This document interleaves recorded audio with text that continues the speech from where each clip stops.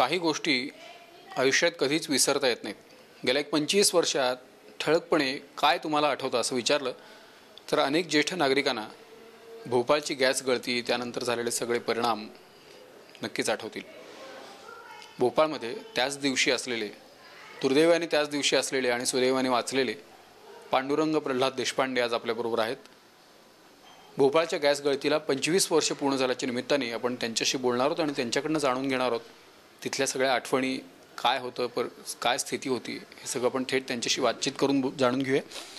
Deshpande sir, साम मराठीमध्ये आपलं स्वागत। धन्यवाद। तुम्ही नेमके त्या दिवशी तिथे होतात, काय जाणवलं, रात्री काय झालं होतं? मी ब्रांचला डेप्युटी ब्रांच इन्स्पेक्टर स्टेट बँकेतर्फे काम करत होतो। म्हणजे कामाचं स्वरूप माझं असं होतं की जायचं, ब्रांचेसना ऑडिट करायचं आणि परत दुसऱ्या ब्रांचला जायचं।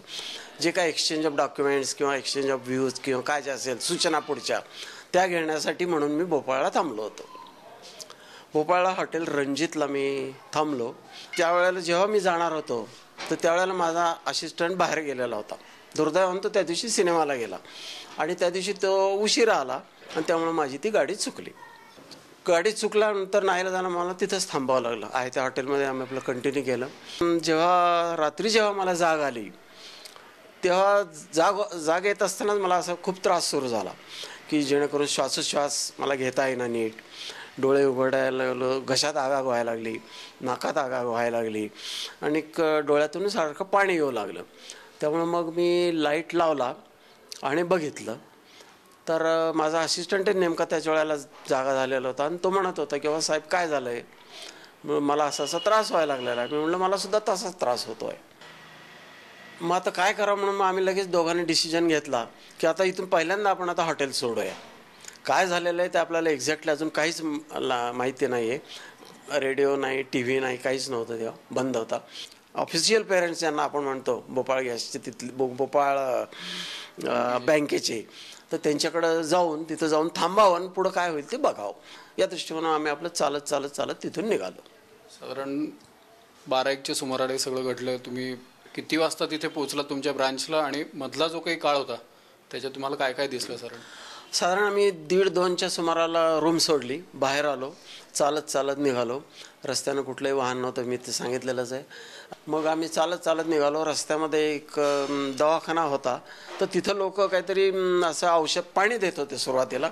पाण्याने असं चेहरा धुवा किंवा खूप पाणी डोळ्यावर मारा असं ते म्हणत होते, पण आम्ही काय तसं घेतला नाही। फक्त दवाखान्यात गेलो आणि तिथल्या दवाखान्यामध्ये त्यांनी आपलं असं नावगाव आमचं विचारलं आणि डोळ्यात त्यांनी औषध घालायला दिलं।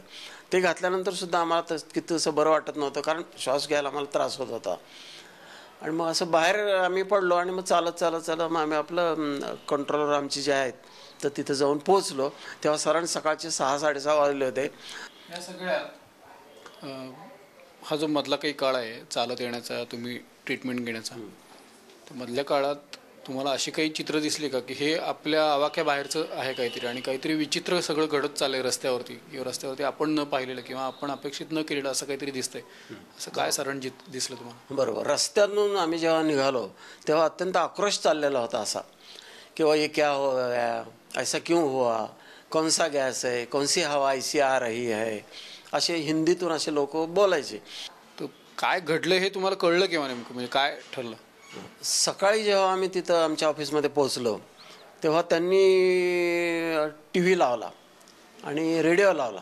तर त्यावेळेला पहिल्यांदा आम्हाला सगळ्यांना सकाळी 6 ते 7च्या बातम्यात आम्हाला कळालं की असा ही जी युनियन कार्बाईड आहे त्याच्यामधून हा गॅस लीक झालेला आहे आणि तो जहरीला गॅस आहे, त्यामुळे लोकांना त्रास होत आहे, एवढी बातमी आम्हाला आली। आणि लोकांनी शक्यतो भोपाळ सोडून जावं, साधारण 40-50 किलोमीटरपेक्षा लांब जावं आणि हे त्यांनी सांगितलं। पुण्यामध्ये आल्यानंतर काय पहिल्यांदा झालं? तुम्ही किती वाजता पोहोचलात, काय केलं? पुण्याला साधारण 9:30, म्हणजे जी सकाळची 7ला मुंबईहून गाडी निघते कल्याणहून। मी भोपाळहून कल्याणला आलो, कल्याणहून पुण्याच्या गाडीत बसलो। 9:30, 10, 11च्या सुमाराला मी पुण्यात घरी येऊन पोचलो। पुण्यात घरी आल्यानंतर तुम्ही डॉक्टरांकडे उपचार घेतले असेल, काय डॉक्टरांकडे गेल्यावरती सांगितलं, काय होते? त्या दिवशी घरी आलो, 11:30 वगैरे झालेले होते. घरच्या लोकांना काहीतरी ते म्हणत होते, तुम्ही तिथं कसे काय, भोपाळला कसे काय झाला, ॲफेक्टेड कसे जाणार होता ना वगैरे. त्यांनी विचारलं प्राथमिक चौकशी, काय त्रास होतोय काय, हे सगळं झालं. त्याच्यानंतर मी सांगितलं, आधी आता बँकेच्या डॉक्टरशी आपण कन्सल्ट करूया. म्हणून मग डॉक्टरना मी फोन लावला. तुम्ही आत्ता डॉक्टरांचा उल्लेख केलेला आहे. डॉक्टरांचा उल्लेख यांनी केला आहे. घरच्याही लोकांना अचानक धक्का बसला होता की ते भोपाळमध्ये होते कसे आणि अचानक पुण्यात कसे काय परत आले. आपण थेट बघूया यांच्यावर उपचार केलेले जे डॉक्टर आहेत ते काय म्हणतात आणि घरच्या लोकांची प्रतिक्रिया काय आहे ते. माझ्यासमोर मेनली आव्हान असं होतं की हा पेशंट गॅस अफेक्टेड एरियामधून आलेला आहे, भोपाळमधून आलेला आहे. तर त्याचे डोळे सुजलेले होते आणि त्याला श्वास घ्यायला त्रास होता. आणि माझ्या मेमरीप्रमाणे ते रेल्वे स्टेशनवरनं डायरेक्ट माझ्या हॉस्पिटलमध्ये आले. तोपर्यंत पुण्यामध्ये कोणालाही या पॉयझनस गॅस ट्रीटमेंटचं काय करावं असे रुग्ण फार कमी पाहिले जातात. मीच पहिल्यांदा हा रुग्ण बघत होतो माझ्या MD झाल्यानंतर. पोस्ट ग्रॅज्युएशनच्या आधी KEM हॉस्पिटलमध्ये मी 1-2 रुग्ण असे बघितले होते की कार्बन मोनॉक्साईडचे. फक्त मला माहिती होतं की याला झालेलं आहे काय एक्झॅक्टली, म्हणून क्लिनिकल असेसमेंट पहिले मी त्यांची केली. त्यांचे कंप्लेंट्स ऐकल्या. त्यांचे डोळे खूप सुजलेले होते, लाल लाल झालेले होते, डोकं दुखत होतं, डोळे दुखत होते आणि श्वास घ्यायला त्रास होत होता.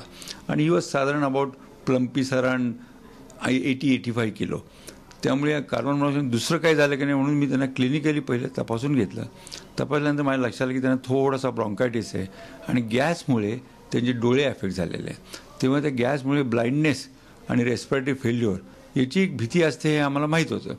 म्हणून त्याच्यावर लक्ष ठेवून त्यांना डोळेचे सूज कमी करायला म्हणून एक अँटी ॲलर्जिक मेडिसिन, आपल्याकडे एक ब्रुफेन नावाची गोळी असायची तेव्हा, त्यांनी सूज कमी व्हायची. आणि स्टिरॉईड मी ॲड केलं होतं, कारण स्टिरॉईड लोकली पण म्हणजे आयड्रॉप्समध्ये स्टिरॉईड असतं, शिवाय सिस्टमिक स्टिरॉईड म्हणजे तोंडाने दिलं होतं ते लंग्ससाठी म्हणून. आणि त्यांना मॉनिटर करायला सांगितलं होतं की तुम्हाला जर हा पुढे या 1-2 दिवसात 3 दिवसाचा त्रास व्हायला लागला तर इमिजिएटली आपल्याला हॉस्पिटलायझेशन करावं लागेल.